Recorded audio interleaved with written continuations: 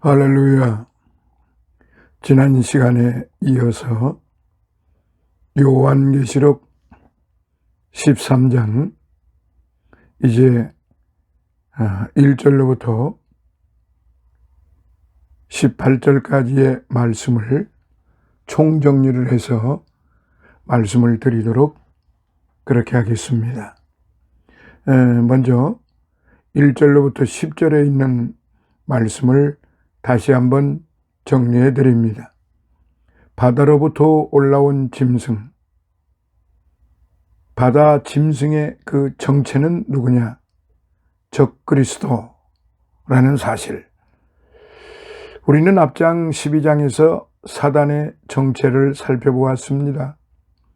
7머리와 10뿔 가진 큰 붉은 용으로 묘사된 사단의 정체는 기실 인류의 시조 하와를 유혹한 옛 뱀이요, 하나님 앞에서 밤낮 성도들을 참소하던 마귀요, 온 천하를 꿰던 자로서 여인의 씨로 태어난 예수 그리스도의 부활 승천으로 말미암아 그의 추종자들과 함께 하늘로부터 영영 쫓겨난 자였습니다.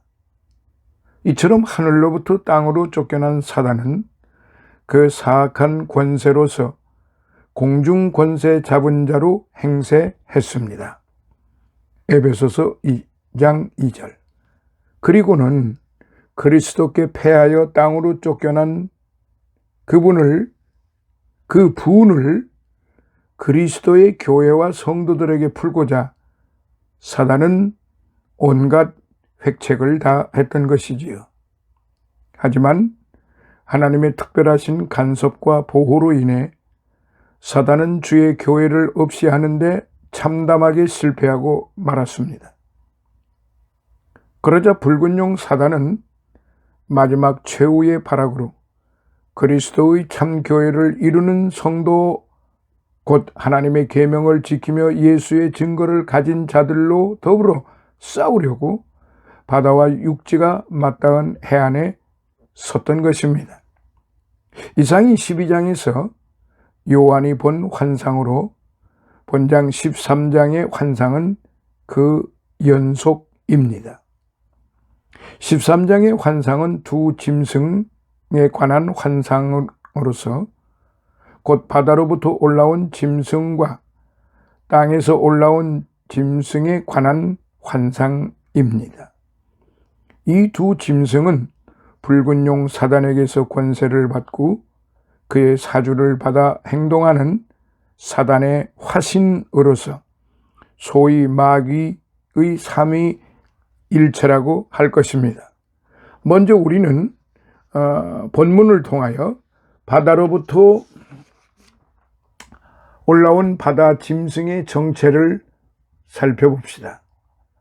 사단의 하수인으로서 성도를 해하려고 올라온 이 짐승의 정체를 올바로 알아야만 지혜롭게 대처할 수 있기 때문입니다.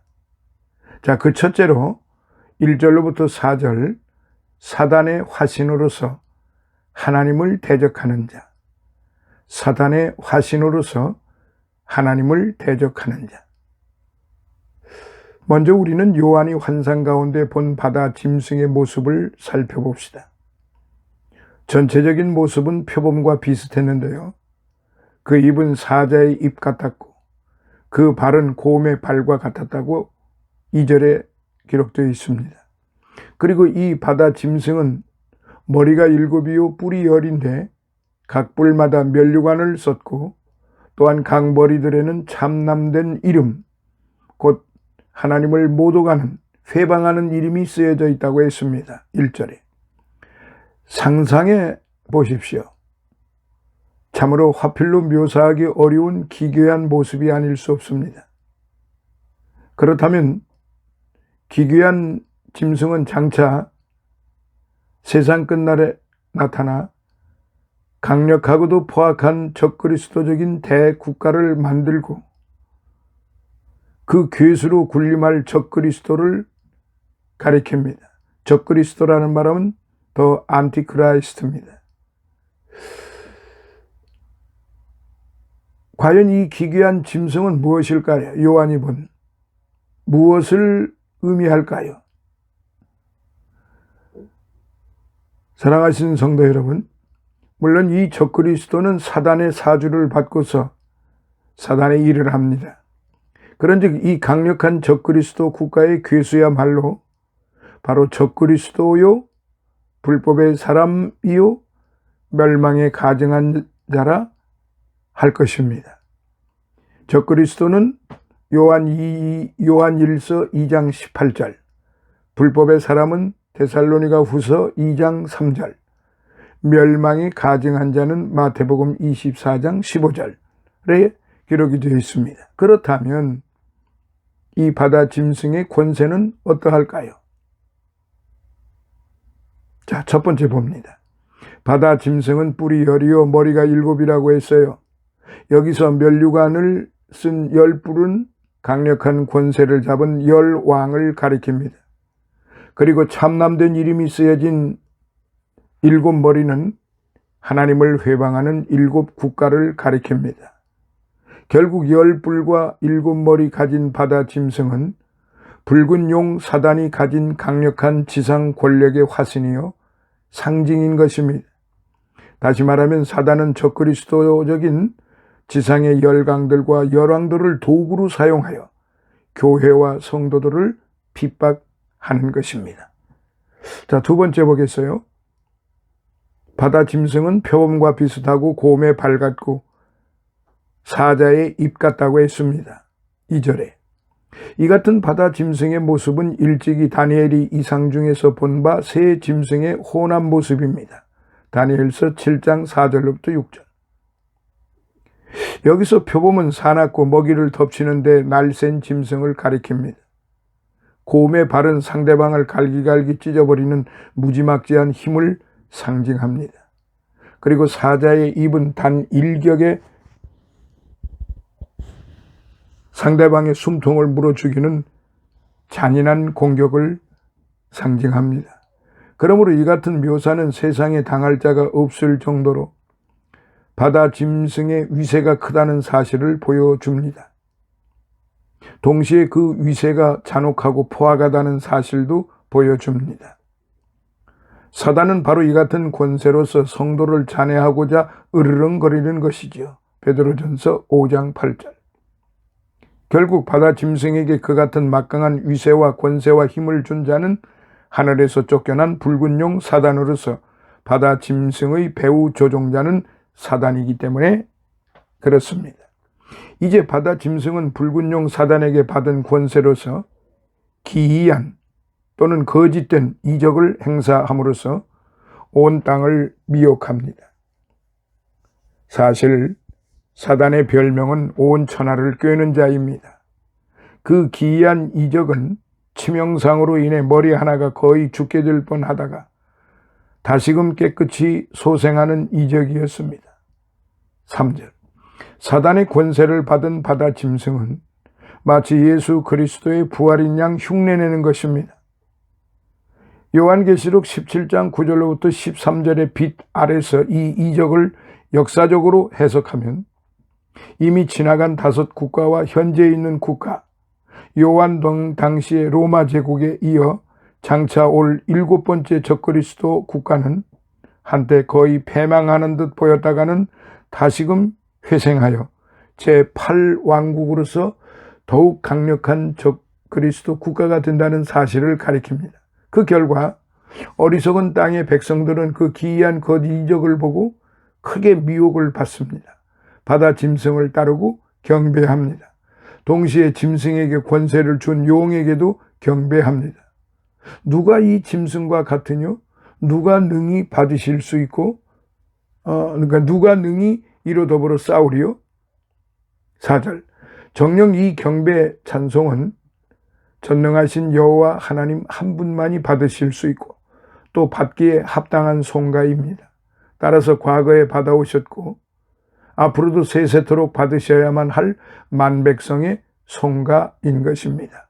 그런데 땅의 백성을 미혹하여 짐승과 사단이 대신 그 같은 경배를 받고 있는 것이지요. 바로 이것이 바다 짐승을 앞세워 거짓 기사를 베푼 사단의 목적인 것입니다. 세상을 미혹하는 목적인 것이지요. 사실 사단은 하나님이 되고자 했던 교만 때문에 하나님을 대적하다가 결국 쫓겨나 사단이 되고 말았던 것입니다. 옛뱀 사단이 하와를 미혹할 때도 선악과를 따먹으면 하나님과 같이 될 수 있다는 교만한 말이었습니다. 창세기 3장 5절에. 사단은 쫓겨난 후에도 미련을 버리지 못하고 온 천하를 꾀는 자가 되어서 이처럼 땅의 백성을 미혹하여 마치 자신이 하나님인 양 경배받는 것입니다. 마땅히 여호와 하나님께만 돌려야 할 경배 찬양을 자칭 하나님이 되어 중간에서 가로채는 것이지요. 이것이 바로 짐승과 사단의 참남된 신분인 것입니다. 그런즉 오늘 성도들은 장차 나타날 이미 예표적 그림자로서는 역사상 많이 나타났습니다. 예컨대 요한 당시 자신을 신격화하여 주 혹은 하나님으로 부르도록 강요한 로마 제국의 갈리귤라나 네로나 도미티안 황제 등입니다. 바다 짐승의 정체가 하나님을 대적하는 사단의 화신인 줄 깨닫고 결코 그 짐승의 거짓된 미혹에 빠져들지 않도록 해야 합니다. 악한 자의 임함은 사단의 역사를 따라 모든 능력과 표적과 거짓 기적과 불의의 모든 속임으로 멸망하는 자들에게 임하리니 이는 저희가 진리의 사랑을 받지 아니하여 구원함을 얻지 못함이니라라고 데살로니가 후서 2장 9절로부터 10절에 그렇게 말씀을 바울을 통해서 하셨습니다. 자, 이제 큰 두 번째로 5절로부터 10절을 살펴봅니다. 사단의 권세로서 대환란기를 주도할 자. 사단의 권세로서 대환란기를 주도할 자. 본문을 보면 바다 짐승은 42달 동안 활동할 권세를 받았다고 했습니다. 5절에. 여기서 42개월, 3년 6개월입니다. 여기서 42개월은 다니엘의 70일의 계시에 따르면 다니엘서 9장 24절로부터 27절 인류 역사의 마지막 한 일회 중 후반부에 해당되는 기간입니다. 곧 적그리스도의 출현 때부터 예수 그리스도의 재림시까지의 기간을 가리킵니다. 계시록 11장에서는 두 증인이 무저갱의 짐승에게 잡혀 순교당한 때로부터 하나님의 생기로 다시 부활 승천될 때까지의 기간으로 묘사했습니다. 일찍이 예수님께서도 말씀하신 바 멸망에 가증한 것, 짐승이 거룩한 곳에 서는 날로부터 하늘 권능들이 흔들리면서 인자의 창조가 하늘에서 보이는 때까지 기간을 가리키는 것입니다. 마태복음 24장 15절로부터 30절. 따라서 이 기간은 재림 전에 있을 전무후무한 대환란의 기간이기도 합니다.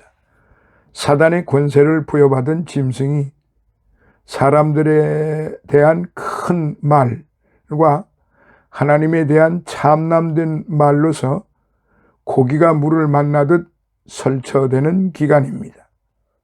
이때의 짐승은 사단의 역사를 따라 데살로니가후서 2장 9절 하나님의 이름을 회방, 모독할 것입니다.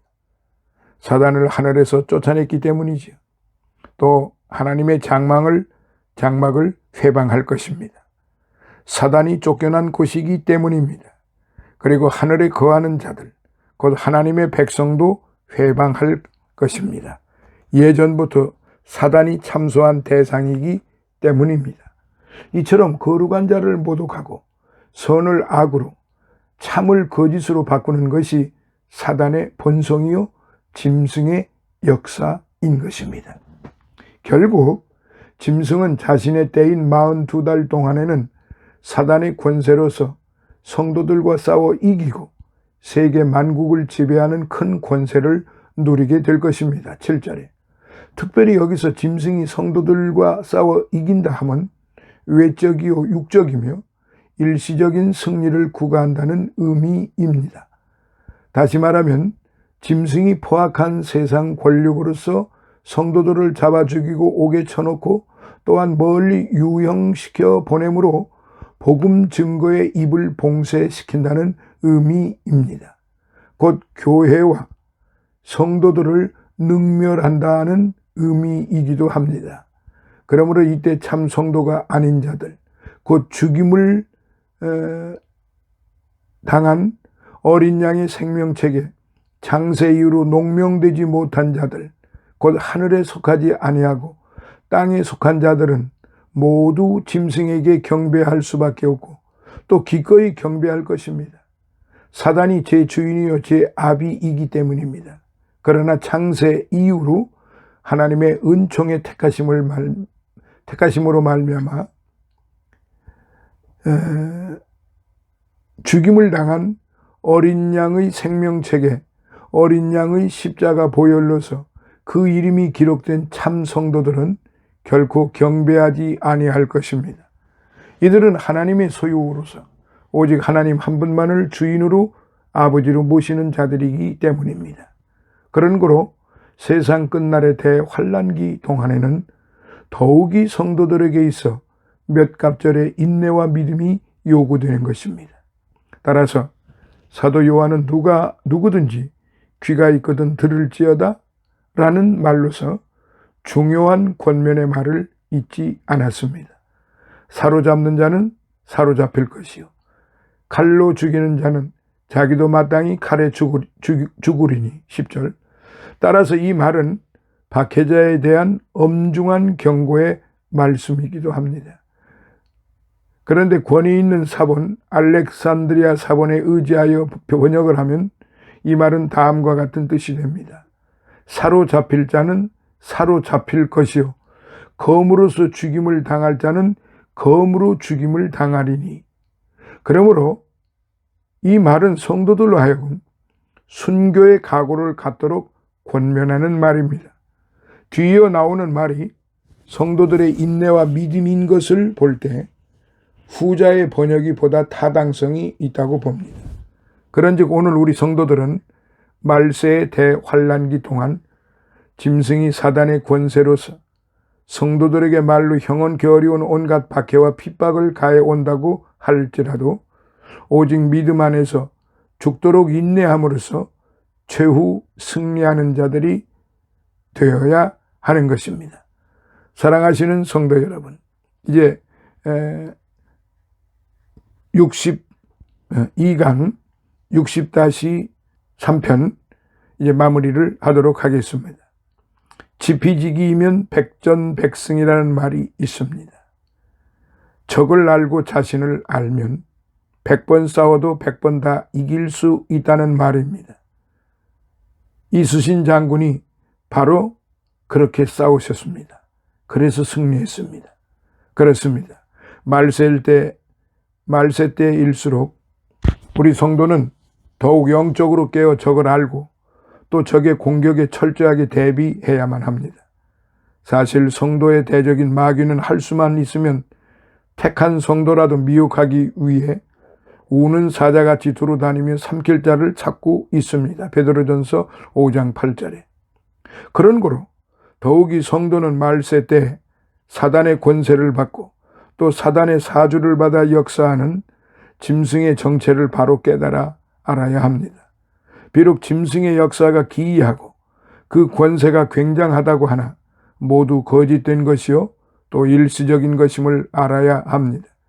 하나님의 오묘한 구속 경륜을 조차 잠깐 동안 제때를 허락받고 그처럼 최후 발악한다는 사실을 오늘 저와 여러분들은 분명히 알아야 합니다. 따라서 제 주인 되는 사단이 이미 그리스도께 대패하여 하늘에서 쫓겨났는데 그 하수인에 불과한 짐승이 하나님이 택하신 성도와 그리스도께서 피로 사신 교회를 도무지 어찌할 수 없는 것입니다. 이 사실을 굳게 믿을 때에 성도는 잠깐의 환난을 인내로서 견딜 수 있을 것입니다. 최후의 승리는 성도들의 것이요 교회의 것으로 이미 판가름 났기 때문입니다. 할렐루야. 이제 1절로부터 10절까지를 정리를 해서 말씀을 드렸습니다. 다음 시간에는 11절로부터 18절, 11절로부터 18절을 정리하면은 바로 13장은 총정리가 되는 것입니다. 감사합니다. 다음 63강에서 다시 만나 뵙기를 원합니다. 감사합니다.